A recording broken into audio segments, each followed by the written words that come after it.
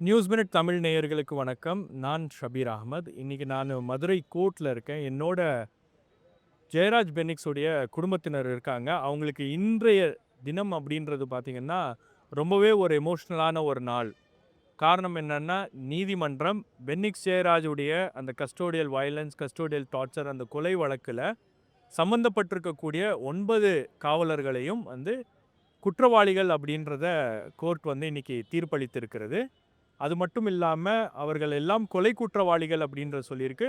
ஒரு நீண்ட நாள் சட்ட போராட்டம், கிட்டத்தட்ட ஒரு 6 வருஷம் அந்த சட்ட போராட்டத்தை தொடர்ந்து இந்த தீர்ப்பு என்பது வந்திருக்கிறது. இதை பற்றி பேசுவதற்காக பென்னிக்ஸுடைய சிஸ்டர் நம்மளோட இருக்காங்க.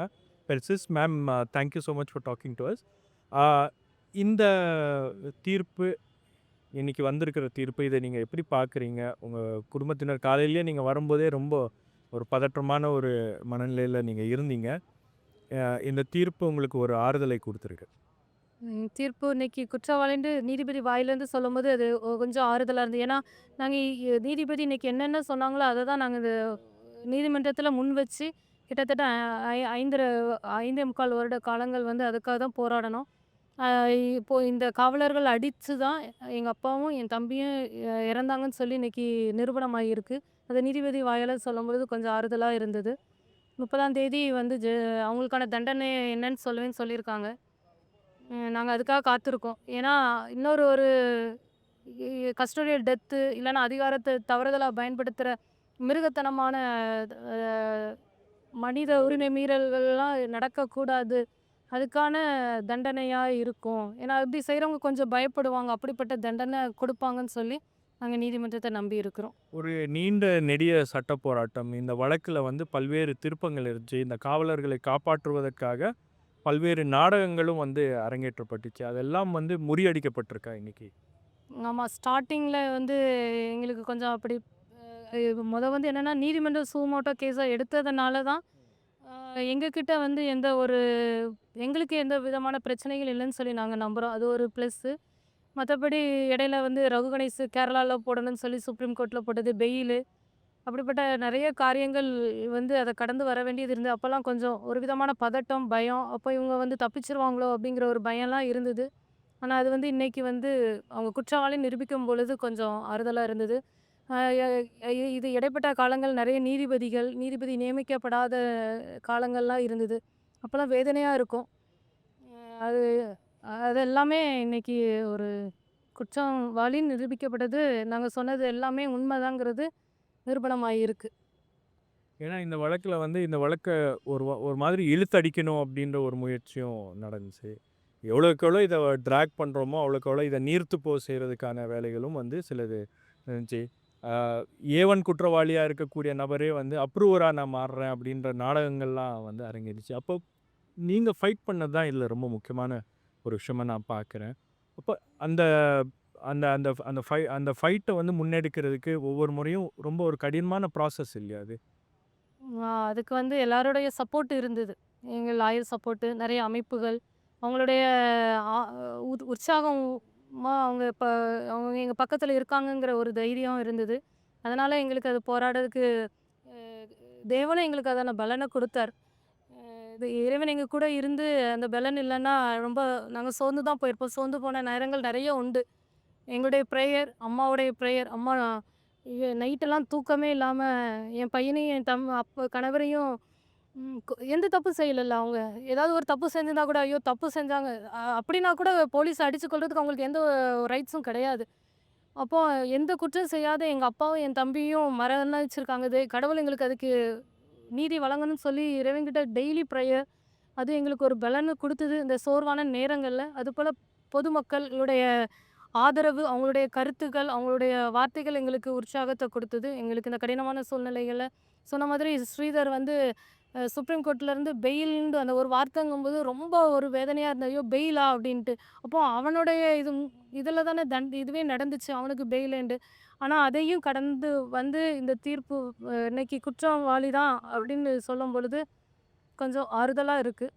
அதேபோல இன்னொரு செயல் இந்த அதிகாரிகள் தவறுதலா பயன்படுத்தக்கூடாத அளவுக்கு ஆன தண்டனை இருக்கணும்னு சொல்லி நாங்க நம்புறோம் நீதிமன்றத்தை இந்த தருவாங்க. கேஸ் வந்து தேசிய அளவுல ஒரு பெரிய வந்து என்ன சொல்றது? ஒரு கொந்தளிப்பை ஏற்படுத்தியது மக்கள் மத்தியில. ஏன்னா, அது கொரோனா காலகட்டம் அப்படின்னும்போது எல்லாருமே வந்து இதுக்கு குரல் குடுத்தாங்க, ஆதரவா நின்னாங்க, பேசுனாங்க. அப்போ இந்த இந்த இந்த வழக்க வந்து ஒரு எக்ஸாம்பிளா மாத்தணும் அப்படின்றது தான். ஏன்னா, இன்னொரு முறை இந்த மாரி ஒரு குற்றம் நடந்து விடக்கூடாது. பட் அதையும் தாண்டி இந்த மாரி குற்றங்கள் நடக்கிறத வந்து அத கண்டுக்காம இருக்கிறது அரசு அப்படின்ற ஒரு கேள்வியும் இருக்குல்லம்மா?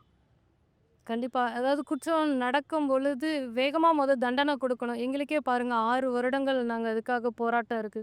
அத ஒரு தனி ஒரு நீதிமன்றம் அமைச்சு டெய்லி விசாரணை போட்டிருந்தா, ஆ விரைவா நீதி ஒரு 2 வருஷத்துக்குள்ள கூட கிடைச்சிருக்கலாம். அப்போ இன்னொருத்தவங்க அத செய்றதுக்கு பயப்பட்டுருக்கலாம். இது வந்து அ ஸ்பெஷல் கேஸா இல்லாம அது கே நீதிமன்றத்தில நடக்காததுனால அது ஒரு காலதாமதம். அது மட்டும் இல்லாம 9 குற்றவாளிங்கும்போது, அந்த 9 பேரும் தனித்தனி லாயர்ஸ் வச்சது, இப்படிப்பட்ட காரணங்களால இது தள்ளி போச்சு. அது தனி நீதிமன்றம் வச்சிருந்தா விரைவா கிடைச்சிருக்கும்.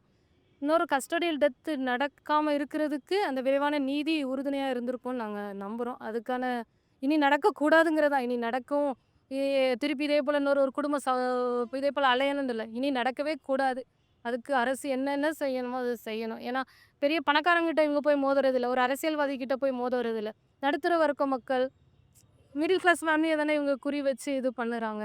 அ எ பாமர மக்கள் அவங்கள தானே இது பண்றாங்க. அப்போ அதுக்கான அவங்களுடைய பாதுகாப்ப அரசு உறுதி செய்யணும். அதுக்கான என்ன நடவடிக்கை உண்டோ அத செய்யணும்னு தான் நாங்க அரசுகிட்ட கேட்டுப்போம். வினோத், நீங்க இந்த குடும்பத்துக்கு ஆதரவா, சப்போர்ட்டிவா நீங்க இருந்திருக்கீங்க. நான் உங்ககிட்ட அந்த சம்பவம் நடந்ததுக்கு அப்புறம் கூட நான் பேசியிருந்தேன். நீங்களும் வந்து இந்த நீங்க சொன்ன ஒவ்வொரு குற்றச்சாட்டு இருக்கு இல்லையா? அதாவது இந்த ஒரு சம்பவம் நடந்து முடிந்ததுக்கு பிறகு இதை மூடி மறைப்பதற்காக அவங்க எடுத்த நடவடிக்கை. துணிய வந்து கொண்டு போய் டிஸ்போஸ் பண்ணது. பிரைவேட் வெஹிக்கிள்ல கொண்டு போனது. காவல்துறை செய்திருக்கக்கூடிய ஒவ்வொரு அட்டூழியமும் வந்து இதில உண்மை அப்படின்றது நிரூபணம் ஆகியிருக்கு இல்லையா? இன்னைக்கு இந்த இந்த தீர்ப்புல. ஆமா. கண்டிப்பா. கண்டிப்பா அப்படிதான் பார்க்கணும். நம்ம மட்டும் கிடையாது. குடும்பத்தில எல்லாருமே அதில எங்க பெரிய அக்கா ஹஸ்பண்டும், அவங்க ப்ளஸ் அவங்க பொன்சேகர் அண்ணன் 2வது அக்கா ஹஸ்பண்ட் எல்லாருமே எல்லா ஹியரிங்கும் மேக்ஸிமம் அப்பியர் ஆயிருவோம். என்னென்ன நடக்குது எல்லாத்தையுமே இன்வெஸ்டிகேட் பண்ணுவோம். பண்ணிட்டு அதுக்கான என்ன சொல்யூஷன்ஸோ எல்லாமே ஃபேமிலியா டிஸ்கஸ் பண்ணி தான் ஒரு ஒரு விஷயங்களும் அடுத்தது அப்ரோச் பண்ணுவோம். ஹைகோர்ட் அப்பீல் எதுவா இருந்தாலும் எல்லாரும் ஃபேமிலியா டிஸ்கஸ் பண்ணிட்டு அதில என்ன பண்ண முடியும்? அதில எந்தெந்த மாரி டிலேவ வந்து எப்டி எப்டிலாம் சர்ப்ளஸ் பண்ணலாங்கிறத யோசிச்சு அதுக்கான ஒரு ஸ்டெப்ப தான் நாங்க முன்னெடுத்து நீதிமன்றத்த நம்பி நீதிமன்றமும் அதுக்கேத்த மாரி எல்லா நீதிபதிகளா இருக்கட்டும், இனிஷியலா அந்த கேஸ ஏன்னா, என் குடும்பத்துக்கு வந்து நீதிமன்றமும், காவல் நிலையமும் எங்களுக்கு வந்து நாங்க அறிமுகம் ஆகாத ஒரு இடம். ஈவன் எங்களோட பாஸ்போர்ட் என்ட்ரிக்கு நாங்க வந்து பாஸ்போர்ட் அப்ளை பண்ணி வரும்போது, நாங்க வீட்டுக்கு பார்த்த மனிதர் வீட்டுக்கு வெரிஃபிகேஷன் வாங்க. அவ்வளோதான். அந்த மாரி ஒரு ஃபேமிலி பேக்ரவுண்ட்ல எல்லாம் படிச்ச ஃபேமிலி. எல்லாருமே படிச்சிருக்கோம். அந்த ஒரு இடத்துல மட்டும் தான் நாங்க வந்து காவலர்கள சந்திச்சதாக்கு நான் வந்து காவலர்கள்னு பொருத்தமா சொல்றத விட, நாங்க வந்து அப்படிதான் பார்த்தோம். பார்க்கும்போது இப்படி வந்து எங்களோட இது வந்து நாங்க வந்து எங்களுக்கு இன்னுமே வந்து எங்களால அத ஜீரணிக்க முடியல. ஏன்னா 3 பிள்ளைங்க எல்லாருமே இருந்தோம். இருந்துமே எங்களால அந்த 2 பேர எங்க மாமாவையும், மச்சானையும் காப்பாத்த முடியல. அப்படிங்கும்போது இன்னைக்கும் அது ஒரு பெரிய வேதனையா தான் எங்களோட மனதில இன்னைக்கும் இருக்கு. இன்னைக்கு குற்றவாளின்னு அனௌன்ஸ் பண்ணும்போதும், எங்களுக்கு உச்சபட்ச தண்டனையா இதில இருக்கும். முன்னாடி அந்த சம்பவம் நடக்கும்போது அது ஒவ்வொரு காரியங்களா இருக்கட்டும், இப்போ ஜிஹெச்ல அதோட ப்ரொசீடிங்ஸ் நம்ம பார்க்கும்போது கூட அந்த ஃபுட்டேஜஸ்லாம் பார்த்தோம். பார்க்கும்போது அவங்க அ ரிமாண்டுக்கு கூப்பிட்டு போறாங்க. கூப்பிட்டு போம்போது ஒரு டாக்டர முன்னாடி பரிசோதிக்கும்போது கூட காவலர்கள் சுத்தி இருந்து தான் பரிசோதிக்கிறாங்க. அவங்களுக்கு எந்த ஒரு இடத்துலயுமே வந்து அவங்களோட ஒரு விஷயத்த வெளியில சொல்லறது கூட எந்த ஒரு அந்த அளவுக்கு அவங்கள நைட்டு ஃபுல்லா அடிச்சு, அவங்கள எல்லாத்தையுமே அ அந்த அளவுக்கு அடிச்சு, அவங்கள எல்லாத்தையும் மிரட்டி எதுவுமே சொல்ல முடியாத அளவுக்கு கூட பண்ணியிருப்பாங்களோன்னு எங்களுக்கு ஒரு ஒரு காரியங்கள் ஏன்னா நடந்து போகும்போது கூட ஒண்ணுமே முடியாம நடந்து போறாங்க. அந்த இடத்துலயும் காவல்துறையினர் மிரட்டி அந்த சர்டிஃபிகேட்லாம் வாங்கியிருக்காங்க. அப்படிங்கும்போது எவ்வளோ அதிகார துஷ்பிரயோகம் அந்த இடத்துல பண்ணியிருக்காங்க. அதுக்கப்புறம் அந்த எவிடன்ஸ மறைச்சது. நீங்க சொன்ன மாரி அந்த துணிகள எடுத்து மறைச்சது. திருப்பி அத பண்ணது ஒவ்வொரு விஷயங்களா இருக்கட்டும்.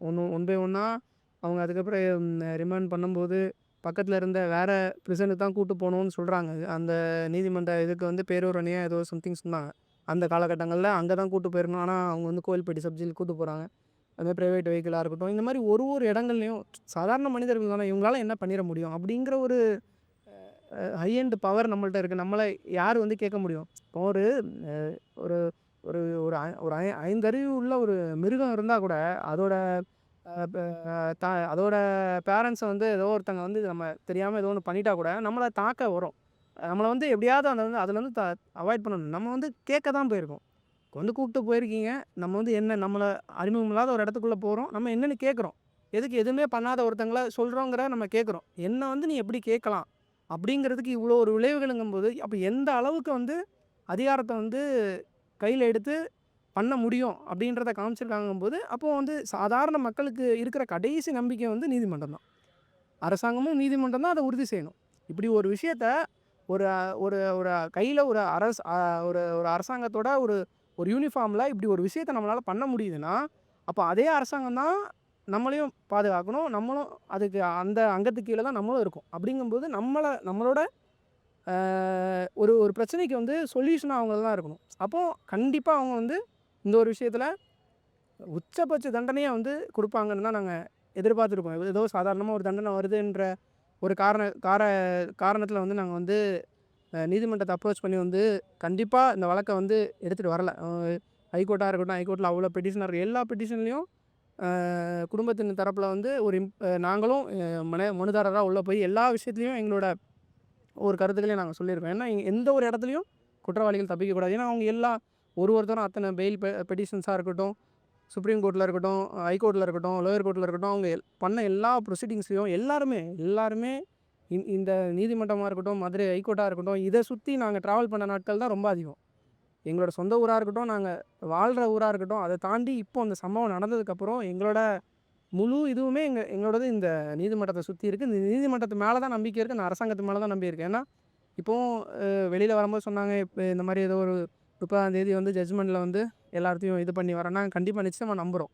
அரசாங்கத்தையும் நம்புகிறோம், நீதிமன்றத்தையும் முழுமையாக நம்புகிறோம். ஏன்னா அவங்க தான் ஒரே ஹோப். கண்டிப்பாக இந்த விஷயத்தில் அதாவது ஒரு ஒரு மக்களுக்கு ஒரு இந்த இந்த தமிழக மக்களாக இருக்கட்டும், ஒரு இந்திய மக்களாக இருக்கட்டும், ஒரு குடும்பத்தில் ஒரு ஒரு ஒரு அப்பாவுக்கும் ஒரு பையனுக்கும் ஒரு குடும்பத்தில் இருந்த மொத்த ஒரு ஆண் வாரிசையே சிதைச்ச ஒரு ஒரு அதிகாரிகளுக்கு கொடுக்க போகிற வந்து உச்சபட்ச தண்டனை வந்து அது ஒரு பெரிய பாடமாக இருக்கணும். அதிகாரத்தை வந்து யாருமே அவங்களோட வேலையை என்ன, அவங்களுக்கான லிமிட்டேஷன்ஸ் இருக்குது, அவங்களோட ப்ரோட்டோக்கால் என்ன, அதன்படி வேலை பார்க்குறது மட்டும்தான் கரெக்டாக இருக்குங்கிறத அவங்க உணர்கிற அளவுக்கு இந்த தண்டனை இருக்கணுங்கிறத குடும்பத்தில் எல்லாருமே அதை வலியுறுத்தி சொல்கிறோம். கண்டிப்பாக அது கிடைக்கும்னு நம்புகிறோம்.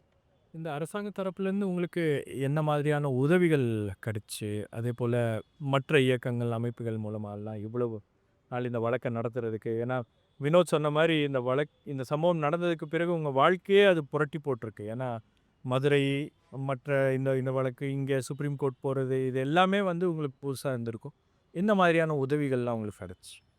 அரசாங்கத்து நம்ம லாயர்ஸ் நம்ம எங்களுடைய வக்கீல் எங்களுக்கு அது ரூஃபஸ் அண்ணா, பவன்தாஸ் சார், அவங்க வந்து எங்களுக்கு இந்த கேஸ்க்கு ஃபுல் அண்ட் ஃபுல் அவங்க டெடிகேட்டடாக ஃபுல் அண்ட் ஃபுல் எங்களுக்காக அவங்களே ஒரு போராளிகள் மாதிரி.